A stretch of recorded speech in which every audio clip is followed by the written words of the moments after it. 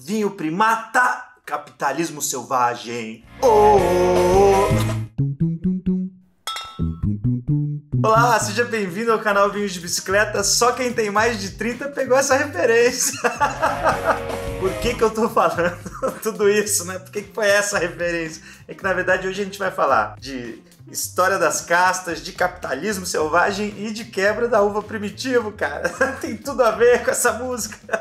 Então é o seguinte, o que é legal falar para vocês é que as narrativas por trás de cada casta, elas dizem também um pouco da nossa história como ser humano, como civilização. Quando a gente remonta o passado de algumas castas, principalmente algumas das mais antigas, a gente consegue também perceber alguns movimentos históricos, movimentos civilizatórios, movimentos de migrações, movimentos como sociedade. Então, uma coisa está entrelaçada na outra. Não existe um modo de estudar sobre vinho sem estudar sobre a história da humanidade. Então, vamos começar. A gente sabe, né, que lá nos anos, 6.000 a.C., foi quando o homem descobriu, né, o vinho. A gente só sabe disso por causa de registros arqueológicos, né? A gente nem dominava a escrita ainda. E onde aconteceu essa descoberta, né, esse domínio sobre a produção de vinhos pela humanidade? Aconteceu lá na Geórgia, no Cáucaso, na região do Cáucaso. E isso dali, desse ponto, desse epicentro, foi sendo disseminado para outras regiões. Qual que é uma região que está ali perto? O que hoje a gente conhece como Croácia, né? Então a Croácia é uma das terras mais antigas do mundo para a produção de vinhos. E tem uma casta muito famosa para a gente aqui, que chama Primitivo, que eu já até chamei ela de xodozinho do coração aqui no canal Vinhos de Bicicleta, para quem se lembra. Essa uva, acredita-se que o primeiro território do mundo onde ela foi encontrada e plantada foi justamente onde hoje é a Croácia. Como que a gente sabe disso? Porque a gente sabe pelo material genético da Primitivo que várias outras castas que dominavam a indústria do vinho lá no século XIX eram similares a ela. O material genético era semelhante, a gente pode chamar eram castas irmãs, né? A Primitivo tinha suas irmãzinhas ali espalhadas pela Croácia e a gente só descobriu isso por causa de material genético, de estudo de material genético. Por que eu estou falando isso? Porque várias dessas irmãzinhas da Primitivo hoje estão extintas, porque a gente tem que lembrar que no final do século XIX teve a filoxera e aí dizimou um monte de uva. A gente não consegue mais produzir várias uvas hoje, a gente nunca vai conhecer algumas espécies de uva por causa da filoxera, dessa praga. E a gente só consegue saber, né, dessa relação genética aí por causa dessas pesquisas mais modernas que a gente tem. E lá na Croácia, inclusive, praticamente não tem mais produção da Primitivo. E lá essa uva ela tem um nomezinho que eu vou tentar falar, mas a produção vai colocar escrito aí no vídeo, que é um nome muito bizarro. Krjenak Kastelanski. Não sei se está certo. Tem alguém aí descendente de croata, por favor, me corrija. Eu tenho que saber como que é a pronúncia disso aqui. Só que aí eu tô falando, poxa, então o que ajudou a dizimar as irmãs da Primitivo e praticamente acabar com a própria Primitivo lá na Croácia foi a filoxera no final do século XIX. Só que o que tinha acontecido logo antes do século XIX? Pega os livros de história, põe no Google aí e fala assim, qual foi qual foi o século do comércio internacional? Foi quando que nasceu essa questão do comércio internacional? Quando ele se fortaleceu, né? Quando a humanidade foi conhecer o capitalismo selvagem, né? Foi justamente no século XVIII, foi um século antes. Então, as relações comerciais, as relações intercontinentais até, as navegações e tal, isso aí já tinha acontecido, isso aí já estava rolando já há algum tempo na humanidade, isso já estava fortalecido. E, por causa disso, quando a filoxera chegou lá para a Croácia para dizimar as irmãs da Primitivo e praticamente dizimar a própria Primitivo lá na Croácia, ela já tinha sido espalhada para outros lugares do mundo. E um dos lugares do mundo é justamente a Puglia, lá na Itália, que hoje a gente acha, hoje a gente fala que é o grande berço, né? O reduto principal da Primitivo no mundo é a Puglia, lá no sul da Itália. Já tinham chegado as mudas lá. A Primitivo já tinha ido para os Estados Unidos. E aí lá ela ganhou até outro nome lá nos Estados Unidos, porque até por conta da pronúncia, né? Porque foram austríacos que levaram, e os austríacos levaram para lá. Por que acreditas que foram os austríacos que levaram para lá? Porque durante um período da história, o Império Austríaco dominou uma parte do Império Italiano. Então parece que nesse período eles tiveram contato com a Primitivo, pegaram essas uvinhas e levaram mais tarde lá para os Estados Unidos.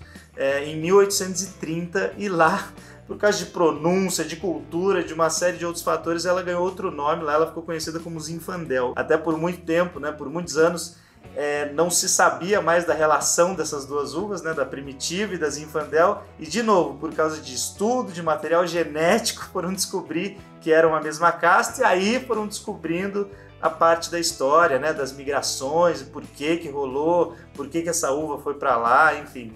Então é um mix aí de história e estudo genético. Até o nome Primitivo, né? Eu tô falando que em 1830 ela chegou nos Estados Unidos e lá ela ganhou o nome de Zinfandel. Só que em 1830 ela não tinha o nome de Primitivo. Então é lógico que ela ia ganhar outro nome lá, porque o nome Primitivo ela só ganhou em 1870 na Itália. Né? Quando houve a primeira, eu até coloco aqui, quando houve a primeira vez, né, dessa menção Primitivo em publicações governamentais italianas lá da década de 1870, e essa designação ela deriva de dois termos, do termo primativus ou do termo primatitio, que são termos que se referem à tendência dessa uva em amadurecer mais cedo que outras. Eles deram esse nome porque justamente a Primitiva ela amadurece antes das outras, cria-se esse açúcar residual forte nela, e aí ela vira essa casta maravilhosa aqui de vinhos que a gente já conhece, que tem um pouco de açúcar residual,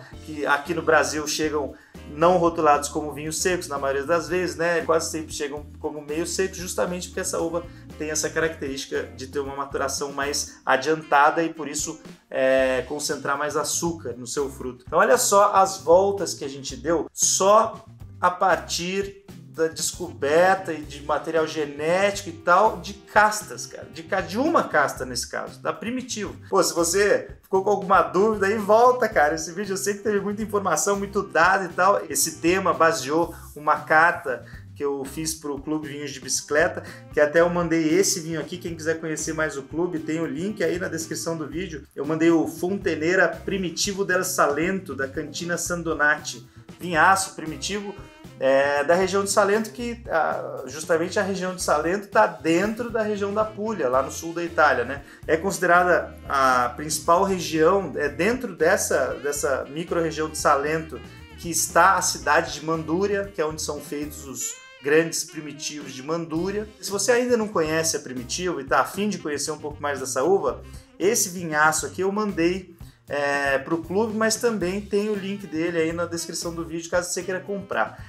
Vamos, só pra gente, né, eu acho que o mais legal desse vídeo foi até a história, mas pra gente degustar um pouco juntos aqui desse vinho, só para você conhecer um pouco mais das características dessa uva, para quem não conhece principalmente, porque olha que a gente já fez bastante vídeo dela aqui no canal. A cor dele, geralmente, o que você vai encontrar é esse rubi mais intenso, com esses halos mais acastanhados. Esse vinho aqui é um 2017, não é nem tão velho de safra ainda, a gente está em 2020, são 3 anos praticamente de evolução, mas ele já apresenta um halo um pouquinho acastanhado. No nariz, o mais legal que eu acho da Primitivo, que aí ela vai muito além da fruta, né? O que a gente consegue sentir de fruta assim da Primitivo mais imediato é geleia, né? Fruta em compota, assim, isso é evidente. Só que aí ela já começa a mostrar nota de especiaria doce, de alcaçuz, de tâmara negra, de tâmara negra mais ressecada, assim, sabe? Um negócio mais puxando pro doce, assim. Eu até coloquei aqui na cartinha, ó, chocolate.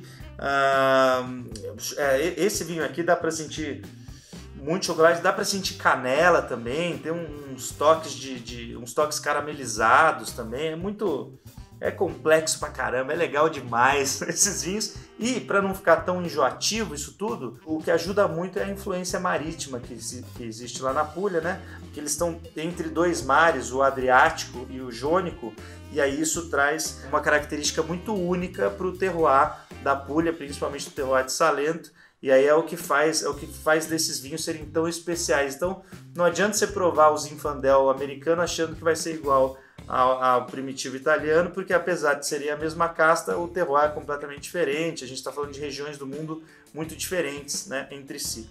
No sabor, vamos ver.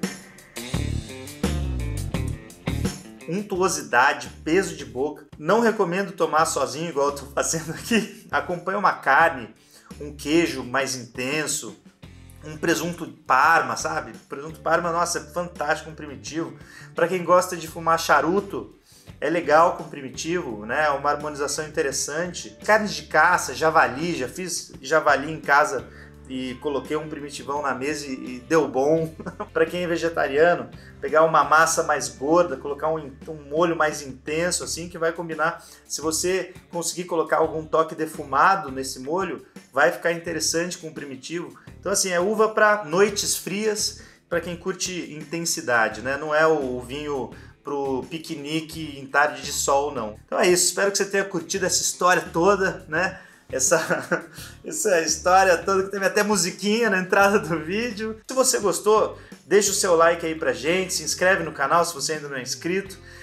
Isso nos ajuda muito aqui na Vinhos de Bicicleta. E é isso, cara. Até o próximo vídeo. Saúde!